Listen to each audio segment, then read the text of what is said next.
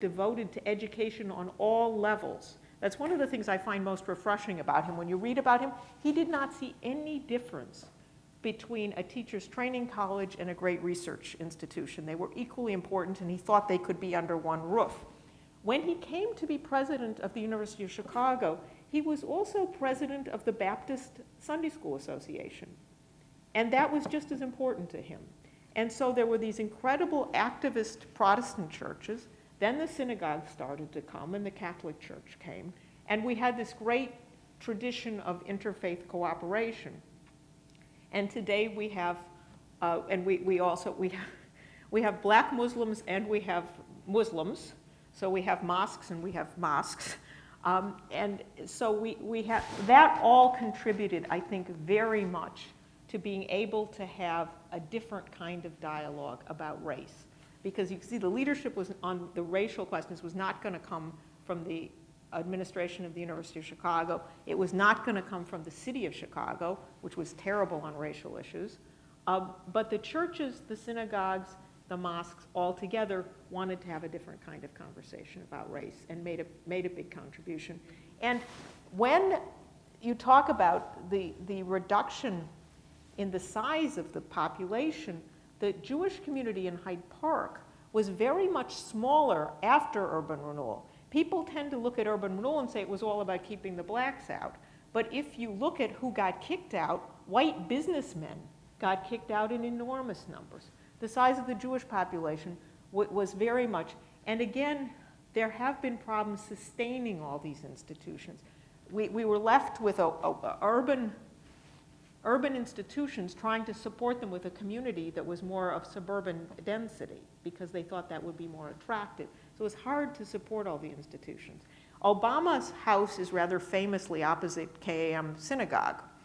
Well, if he had had a house anywhere in South Shore or other parts of the South Side where there's still nice houses, they wouldn't have been opposite synagogues anymore because it was only in Hyde Park that the South Side Jewish community survived. So to have that happen, it had to be in Hyde Park. Rebecca, how about the symbolism that Operation Push is headquartered in a former synagogue?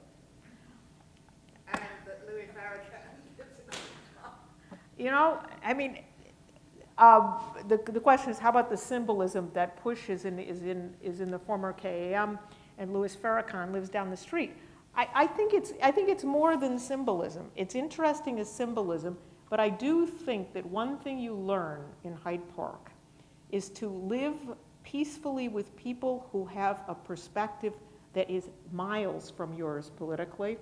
I always say the point of attending KM Temple is to pray with people you don't agree with.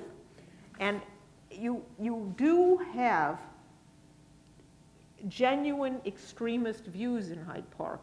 You have to laugh when you see people from certain parts of the country calling Obama a socialist. They clearly have never met a socialist.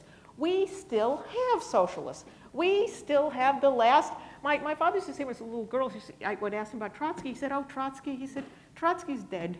And really the Trotskyites, Rebecca, they control 1 or 2 PTAs in Hyde Park. That's about it. But you could meet an actual Trotskyite, which is very liberating. You will never think that a centrist like Barack Obama is a socialist if you've ever met one. And this is important.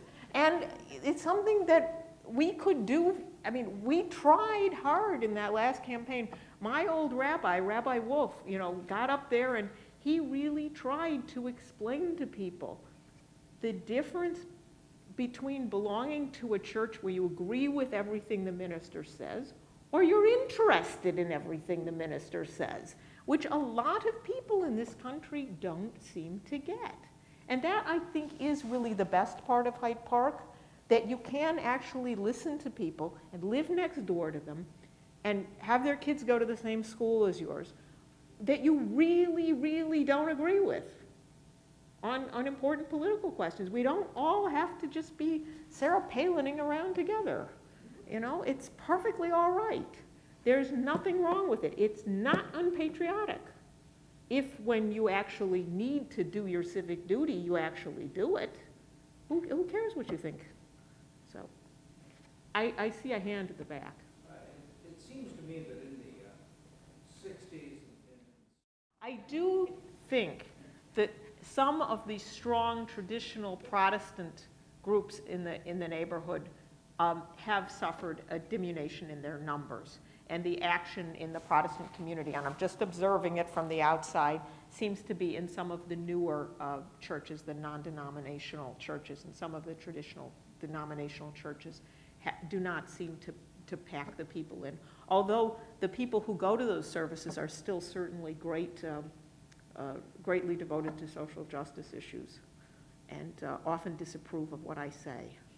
So the tradition of protesting within the Protestant groups is still strong in Hyde Park. I do think the numbers have declined. I think that's correct. Any other questions? I mean, I'm happy to sign books, but I hate to think I didn't answer anybody's question. Or if you just want to make a comment. In Hyde Park meetings, they always call for questions, and people just make various short speeches about things that concern them. And most of the time, they don't even pretend to phrase them as a question. So, you know, feel free. Carolyn, feeling free. Sarah Paretsky, who of course is another of Hyde Park's great